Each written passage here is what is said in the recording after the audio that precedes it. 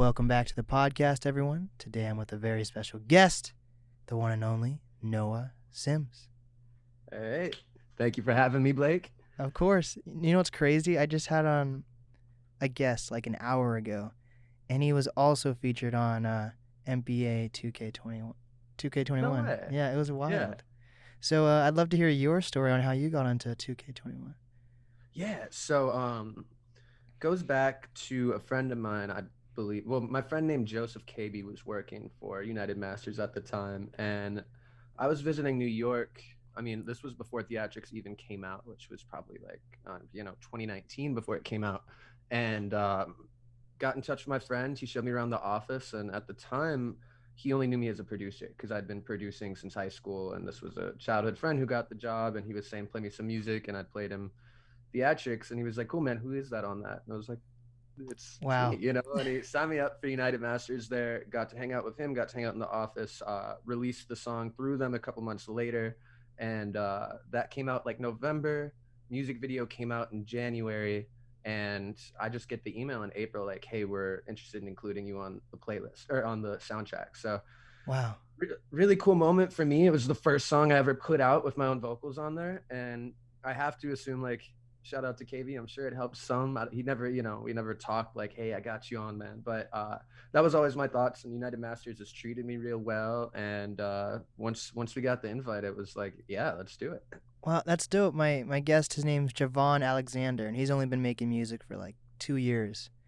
And he put his single Mamba. I don't know if you've played 2K21 or if you've checked out the track listing or anything, but his song is called Mamba Mentality, and he went through United Masters also. And there's like a thing there, like you can try to get your song onto the 2K21 soundtrack. So that's what he did. So it was cool that United Masters like facilitated all these artists. Yeah, I know they had a partnership with 2K, and I know they also run with ESPN, so they were responsible for the soundtrack. And I thought it was really cool that they were encouraging artists like early in their career, or trying to get a really cohesive soundtrack and or comprehensive, I should say, because I know there was a lot of artists like myself who are fairly early in their career who got to get on the game, and it was really great experience. I've gotten to have friends come by and say like, hey, I heard you while I was playing the game the other night, so that's always cool to hear. That's dope. And so United Masters, is it like DistroKid basically, or? Yeah, it's a distribution company. I know Steve Stout started it, who's been like I'm sure, I guess you're familiar with him or not. Yeah, I know he's been involved in the music industry for a long time. I know they've had partnerships with companies like ESPN, like 2K, and just almost like a different. It's hard, man. Distribution companies, I think at the end of the day, you're getting your music on Spotify or Apple, or and I've also used DistroKid for my music as well. Got it.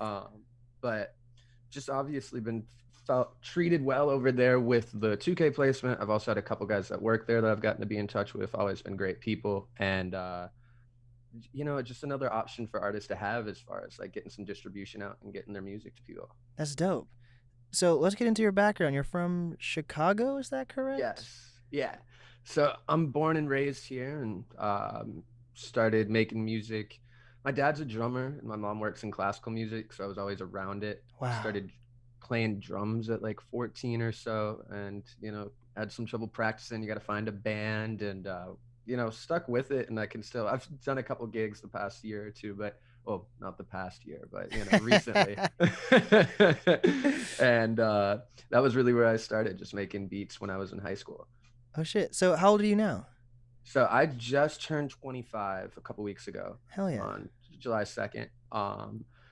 Yeah, I was my dog's having a good time back there. Sorry about that. That's awesome. Yeah, been doing it. I've been on Ableton since 2012, so it's coming up on 10 years. Ooh. Did a summer program actually in New York City when I was about 15. Spent like a month out there, and it was like a music industry based thing. Really thankful I got the opportunity to go out there. Just like lived in the city and got to learn about record labels and publishing, because I knew I was like had some interest in music, Mm-hmm. And they brought me to a place called Dubspot in New York City, which was a production training school.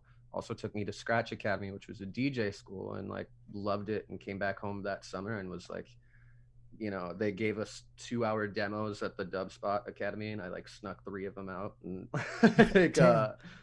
started working on DJing, and I started that time, and it was a really cool time to be in Chicago. Like it was 2012 when I started making music and got to run into a bunch of cool people, make some friends that were in the industry or in the scene here, and just had a great time with it. Wow, do you still DJ?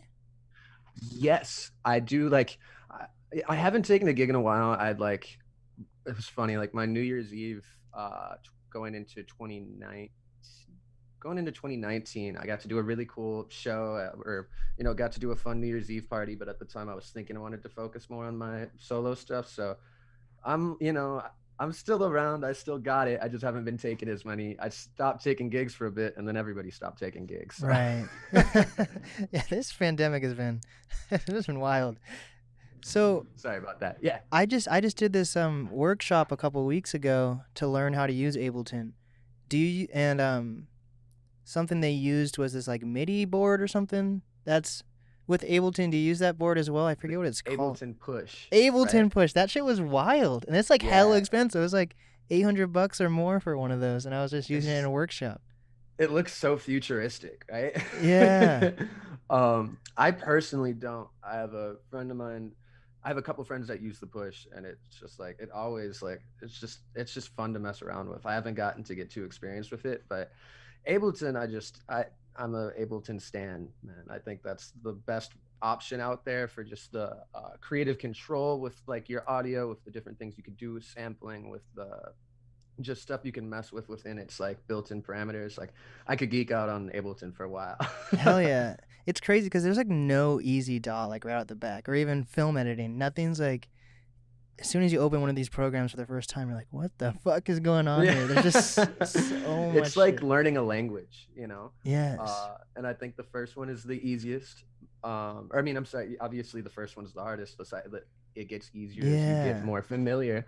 And I can like fumble around Logic, and I went to Columbia College down here for audio school, so I had to learn my Pro Tools. But definitely stick with Ableton if ever I have the option. Oh, that's dope. So you actually have like a background in like college did you do audio engineering or what'd you? Yeah, so my major is technically audio design and production. So it was real cool. We have a full studio at the school. Wow.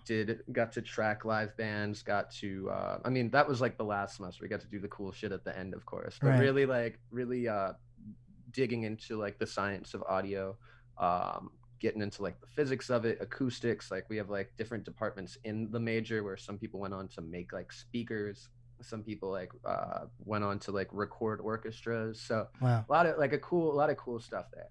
So when people get like audio engineering degrees, are there goals to get into like record labels after that, or do they just use that for personal use so they can have their own company with it and learn? I think. Sorry to interrupt. Oh no, I just rambled. Your turn.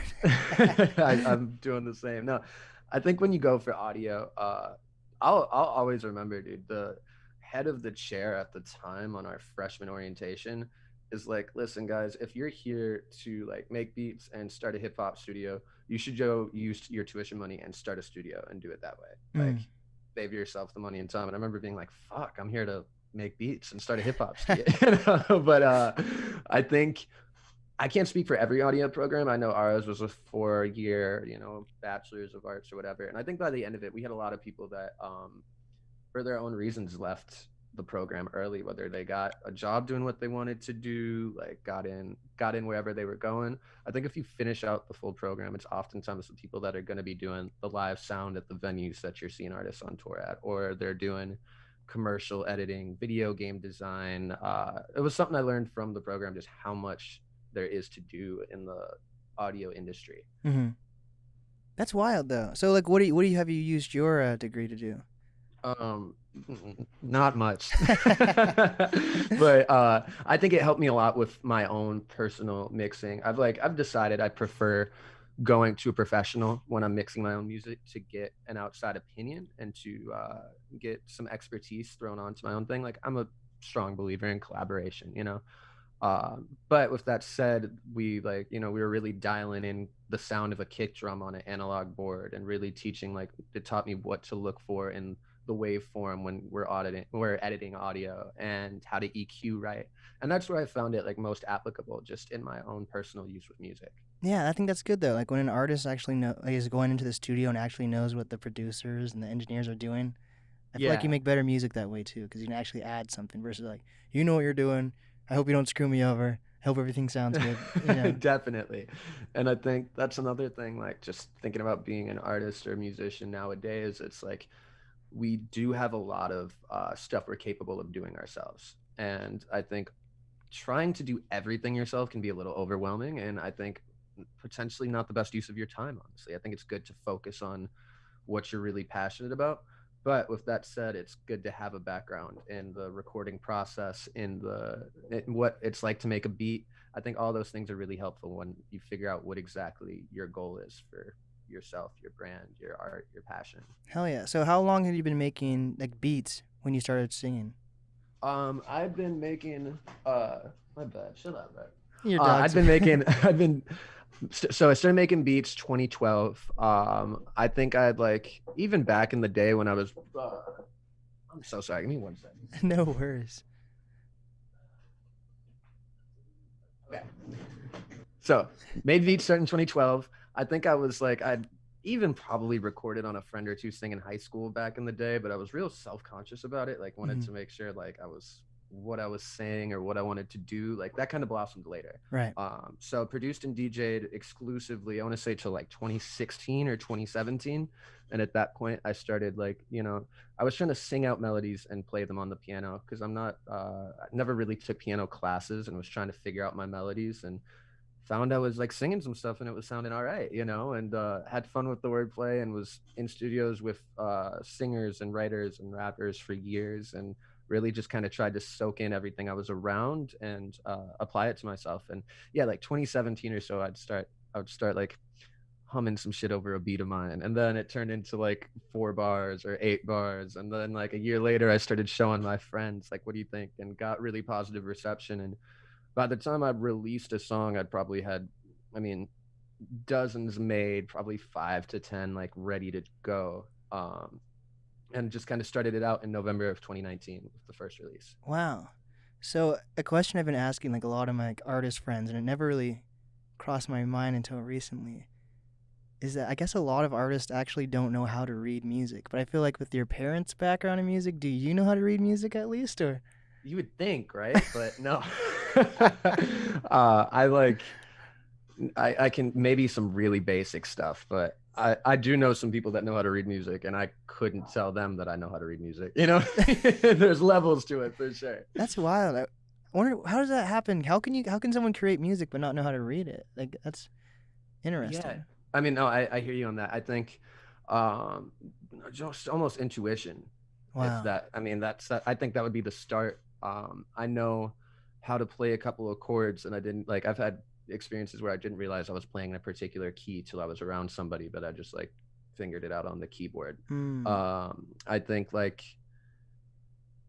the people that are really making music and loving it and doing it, I think there is like, not to say this isn't with, I don't know. I think people that are making music and doing it well, even if they don't know how to necessarily read it or do it classically, you got to have something in you that's able to, bring that expression out. And Right. oftentimes I think, especially in this like modern day era with like, I don't know if I'd be playing music or making music if I didn't know how to like play a guitar or play an instrument. Like, Right. 20 years ago, what would you be doing? But like the capabilities we have as artists and creatives right now, with the technology in front of us, I think you have the opportunity to fuck up and try again, and it's okay. Yeah, for sure. I agree with that. So tell me about the Chicago music scene. Like I was telling you before the interview, I've only had one group on, and that's Mother Nature, and they're doing some pretty dope stuff. I think they're signed now. Oh yeah, they're signed. Fuck, I forget who they're signed to. I think it's like Closed Sessions.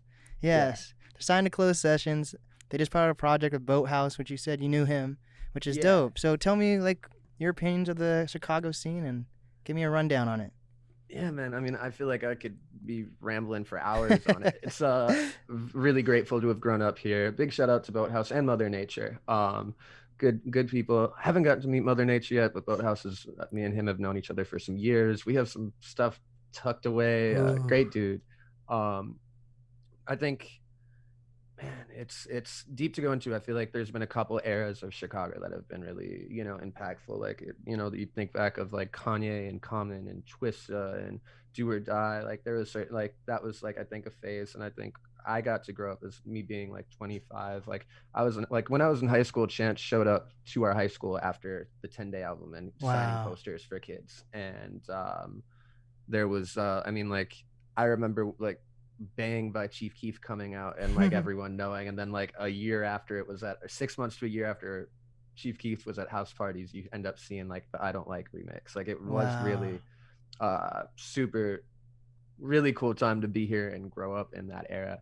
And I think it brought out like I think there was just a wave of creativity that kind of came about, and we're still seeing. I mean, like also it feels like Chicago is a big city, but it has a small town feel. Like you get to run into a lot of the people that are making music here, especially if you've been doing it a while. And even just beyond venues, like I was at a thing this past Sunday, I believe.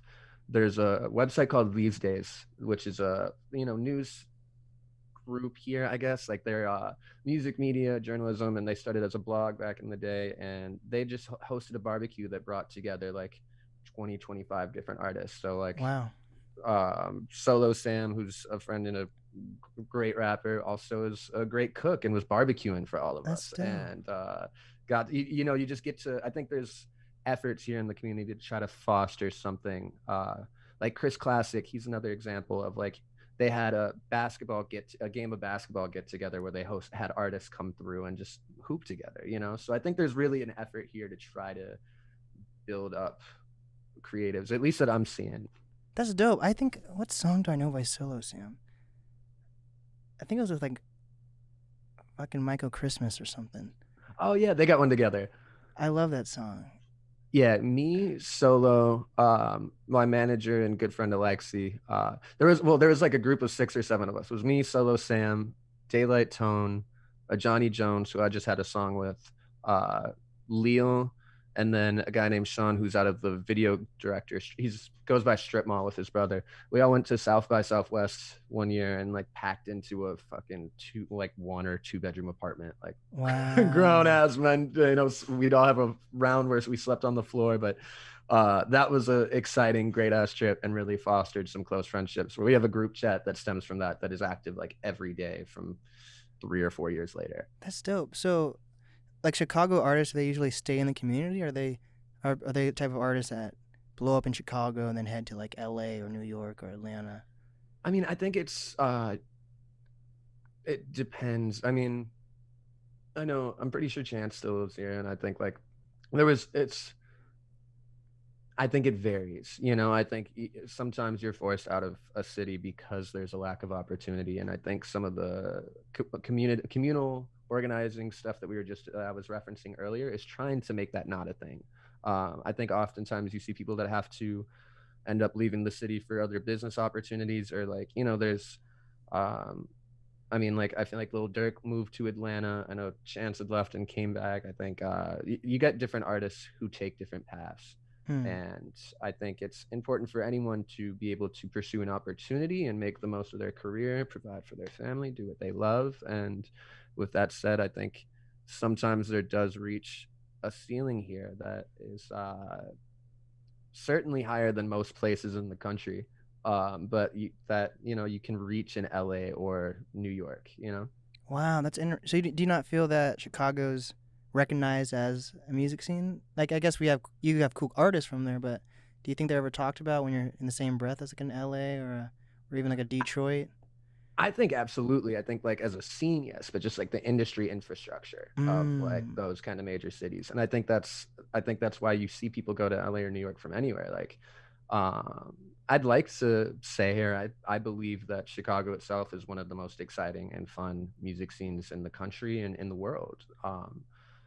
But I think there are certainly examples of people that, sometimes there is more opportunity in another place. And I don't even think that's against Chicago or the artist. I think that's and just how it goes sometimes, you know? I got it. So, are there not? There's not really any big record labels in Chicago, or I mean, I don't want to put down anyone like any music business. Not that I am. I think like right? you get your Universals and your Atlantic and your Sonys that are based in those cities. I think there's Mm, plenty of examples. Like Closed Sessions is a Chicago-based label that's been okay. active here. I know Super Records is another one, SOOPER, that I think's put out a lot of cool music. I think that there's certainly opportunities for sure here, and I would say to somebody like if was giving suggestions, I certainly wouldn't think it'd be the move to just like put out an EP and then go try to be in LA, you know? Right. I think with anything, especially if you love your city, you do everything you can there. Like move if there's nothing, no potential, no more if you've done everything, you know? Mhm. But really take advantage of your community, your friends, your where you grew up, and your environment. Hell yeah. So, are you the type of artist that goes to all these like local shows and connects with the local artists pretty well, or? I like to think so. No, but yeah, I'm like to go to shows as often as I can. That's And important because shows are here in Seattle. At least we've only been open for like maybe I think it's like three weeks now, and there's shows are almost full force again. that's awesome. Um, I know I just missed a show of a duo called Iris Temple, who are incredible. I've loved their live show. But besides that one that I missed, unfortunately, I'm just feel like we're just starting to see flyers pop up for new shows here. I haven't seen too many people doing them yet. So, are you more of like a hip hop based artist because you're doing singing now? But is like hip hop like your favorite genre to mess around with? Or? Yeah, I think like, uh, I always have trouble trying to figure out how exactly to describe what I'm doing to somebody. And I guess that's a common problem. But I think when I really think about how I made music, it was starting to make beats for friends of mine in high school. And I think with what I grew up listening to myself and what I was like, DJing at hip hop shows over the years, being friends with rappers and hip hop artists, I think like that's always going to be really a foundation for me of how I make music. And think that it's just a part. Yeah, I think it's a part of who I am in that regard. Do you think it's limiting when like a lot of rappers want like singers just to do hooks, or like can a singer? I feel like I'm starting to do like ciphers for like Seattle, Uh-huh. and I'm thinking of include how I can include singers even, and then the first thing I think of is hooks. But is that limiting when people think of singers as just being like a hook person for their song? I think that's something that has been happening for a long time, and I think it depends on artist to artist or like what the environment is, because um, there's certain people where maybe they are like just they can really belt out something that's undeniable, and you got to have it on the hook. It's like, how can you not have this? But I think if you give that person the space to give them an offer of like, what, do you want to do anything beyond just a hook or a bridge? I think that's important as just collaborators and communicators. Mm. Because I think you hear so often like, dude, man, I gotta get some girl singing on this, that'll really put this over, and it probably it might, but what else could it do if you allowed her that space or allowed that singer that space, Wow. you know Yeah, that's good to think about for sure. So, how have you gone about like building connections and your name up in Chicago? Because you have a management now, so that's a pretty dope step to have. A lot of Thank you. up and coming artists don't even have a management, but they might be connected to their scene.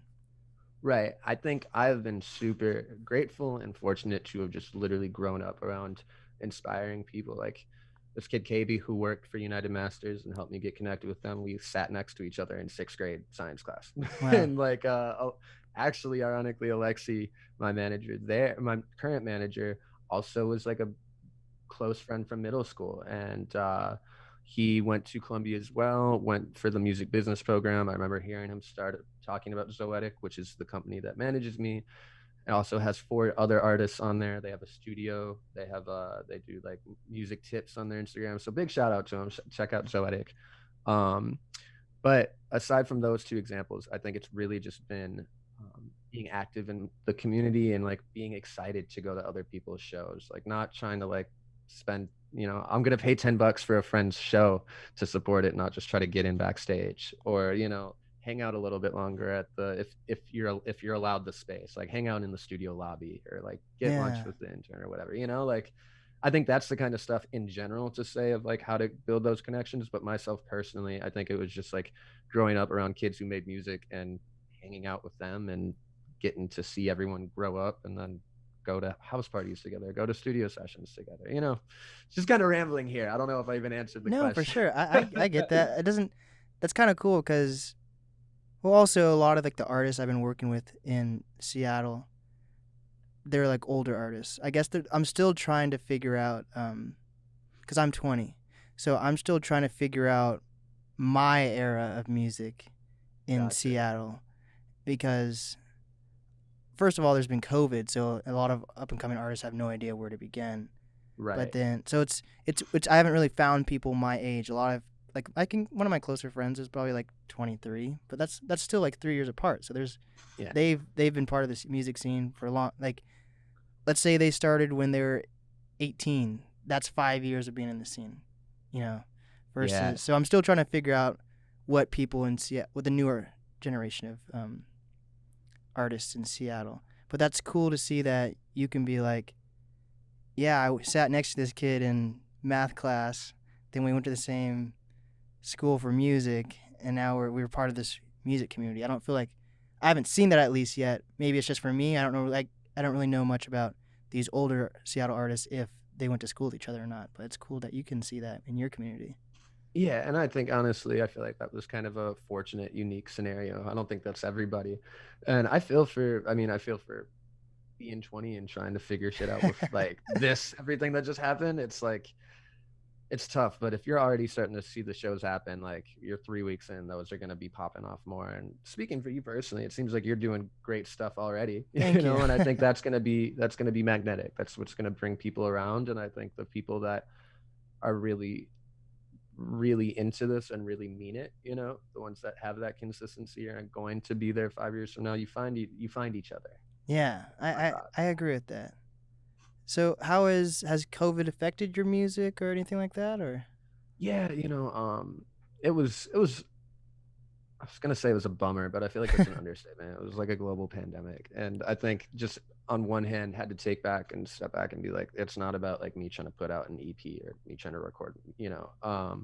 When it hit, I had just started releasing music. I think I like put out my second song like the first week of the shutdown or something, and we had just been starting to book shows, and obviously reeled back on that, but it gave me a lot of time to really make some shit. Like I got this off the first stimulus check and just started Ooh. doing demos in my room, updated my setup a little bit, and then just tried to use the time that I had to just like make as much as I could and like challenge myself to do something. Just try to break out of my comfort zone with like beats I was trying to go over, or like directions I would take in my own music making. That's dope. So is it a mixture of, do you usually like record at home, or do you have a studio? Like, what is your process? So I will it's cool. My roommate here is also a producer. He actually helped produce the song Theatrics that was on 2K. Um so he'll be making beats in his room. I'll be making beats in mine, like on a good night when we're both on it. And I use this mic really if I just have like an idea that's like, oh my god, I have to get this out right now. Or if I'm starting a beat and I have a hook hit me, or like some melody hit me. Like I really use this to like create music, really get those initial ideas down, write everything in, get like a rough mix for myself to listen to, and then I pick from that batch of demos to like, okay, let me take this to whatever studio, take it to Zoetic Studio on, it's called 700 Green Street, so take it to Green Street. Or if I'm getting this mixed over at Glass Tree Studio, which is my friend Leo is an engineer there, and great studio there too. There's a couple options, like Classic Studio is another good one, Soundscape Studio is another good one. I think it just kind of depends which one you end up going to, but basically I make these demos here and then take them to a studio. Okay, yeah, that's dope. So, do you have any cool things lined up now that the pandemic's hopefully slowing down? I know Yeah. we got to worry about this Delta virus, but hopefully. Right. Yeah. I really want to just focus on getting what I've want to focus on getting things out more consistently. Got to spend a lot of time as I was just going over making some music this during this pandemic, and I've really been thoughtful and excited about each release. You know, put together a music video or really tried to come up with a rollout. And I think a rollout obviously is important, but I'm looking forward to like now that you can be outside, maybe get booked on a couple of shows, like just try to like get things out and just release some stuff. I think like me personally, I was sitting here trying to like come up with like a like I still am going to be thoughtful with my releases, but I think sometimes you get too caught up in your head about like a vision that can't necessarily get actualized, which was the case this past year, just with Yeah. different setbacks of social distancing or this or that, so gotten to get out some music videos for each song and gonna try to continue that, but also just release some of the music that I've had and go out and be with people and see the response for real. Mm-hmm. I think that's something that we've all been missing this past year. It's just like getting to see that not even your homie, like an acquaintance just be like pop their head to your shit, or like see the response of it in the aux cord, or when you get to do it live. Like really excited to like have more of those like music based human interactions. Yes, human interactions. That's what we all need. Just say it. That is very true. I feel like it was cool with these like virtual shows, but I don't think most people are going to be like, okay, things are opening up. Let's do these virtual shows just as a regular thing now. I don't think a lot of these virtual shows stuck around or going to stick around. I'm fascinated to see how that goes, because I think there's certain things that you can't put back in the box, and I know like a lot of like office environments are sticking with remote. I personally will always want to be at a show, but I know like, do you remember like the stats on Dua Lipa's virtual show? Like, Oh shit! It was something like she put in like $1 million and earned back like 3 or something like that. Okay. I don't know. We'll be able to figure it out after this. I'll look it up, but yeah.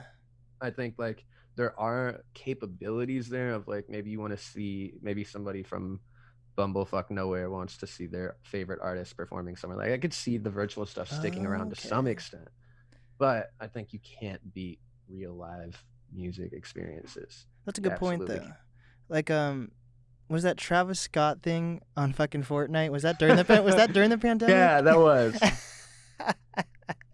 I actually was sad that my Fortnite wasn't updated for that. Like that seemed like that kind of shit is just really cool, and I don't know how many, like I would like, with that said, I'd rather see Travis Scott at the United Center than on Fortnite. But those kind of options, those capabilities, like that's what I think. I think there's going to be certain aspects of what we had to do in necessity with COVID that will stick around as like opportunities. Yeah. So with Kanye being from not Seattle, Chicago, how do you feel about his new release about to drop in 2 days? I mean, it's just in my DNA to be excited about some Kanye West music. I don't know. I think like it's interesting to see how how his music progresses, how his album rollouts go. I just found out like it was just like a couple of days ago on Twitter. It's like you see a track list all of a sudden, and you're like, yeah, it's gonna be in a Superdome performance in Atlanta. Like, yeah, that shit's cool. I'm gonna check it out. Like, I'm excited for it. I hope they're trying to do something where it's like a live stream on Apple Music. I don't have Apple Music, so hopefully I can figure that out though. I want to see that live stream. I've tuned in for the past Kids See Ghost and then the Yay album. I tuned in for those. Those are pretty dope.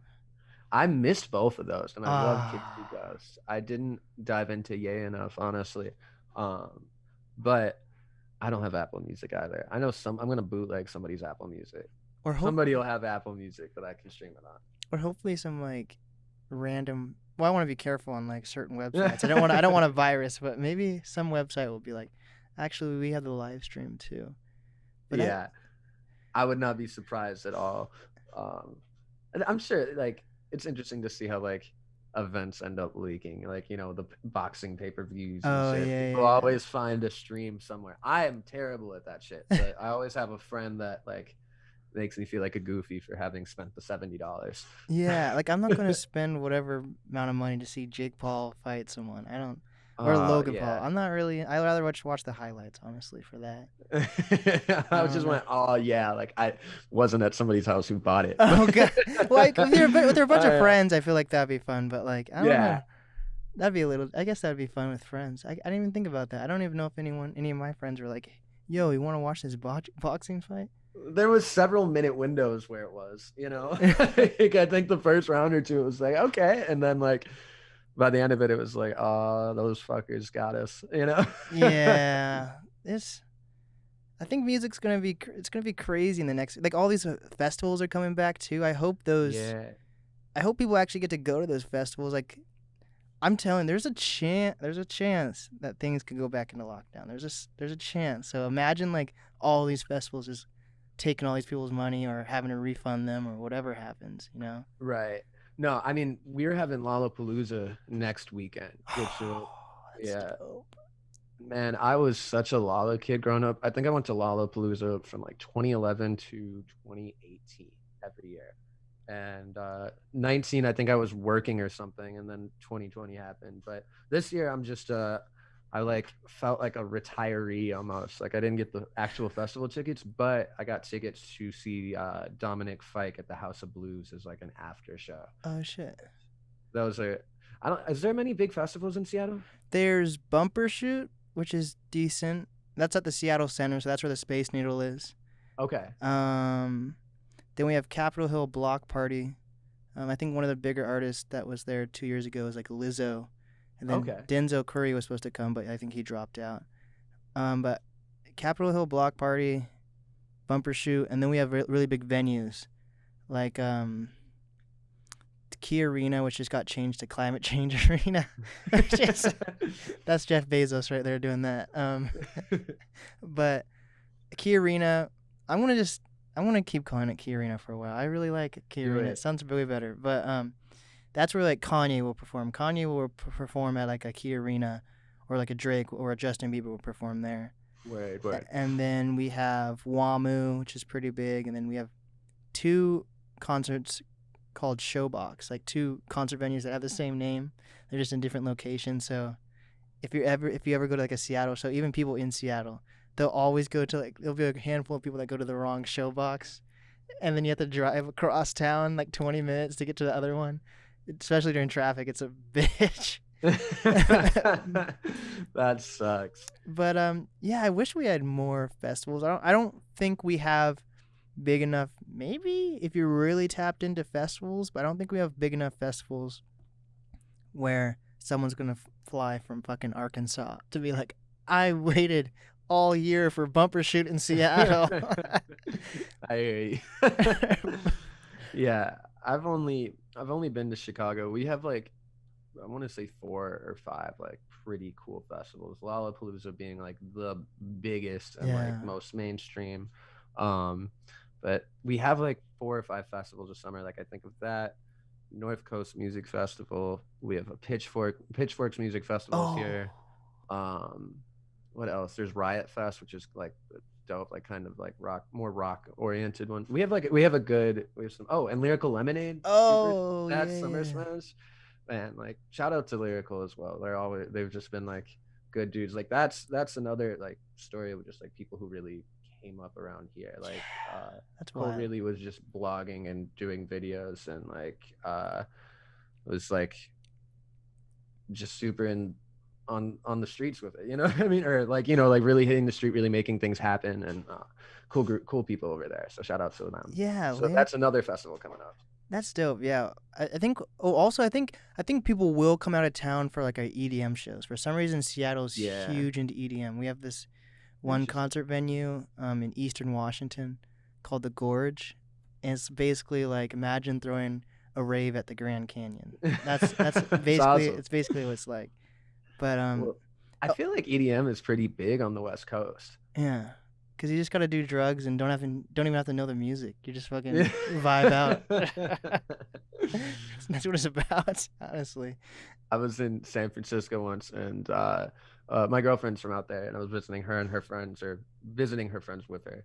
They took me to like an EDM show on like a Saturday night, and I was like, "Yo, this shit is nuts!" Like it was like a full packed ass bar club with like I was like, "Damn!" Like we have like EDM concerts occasionally. I'm sure we do. I'm sure I'm just not tapped in, but it Right. was just like, "Oh fuck it, we got the." I don't know. It was interesting to see that scene. It was like, Isn't it's cool.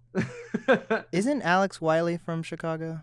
Yes, he is. He had a song with Hippie Sabotage, if you know who they are. It was an That, EDM. They're like an EDM group. They're dope. But that was Vibrations, right? yeah, yeah, yeah, yeah, yeah, yeah. I think that's what it was Yeah. called. Alex just moved to fucking Seattle. Oh So no so shit. he's close to like some of my previous guests. Alex is dope.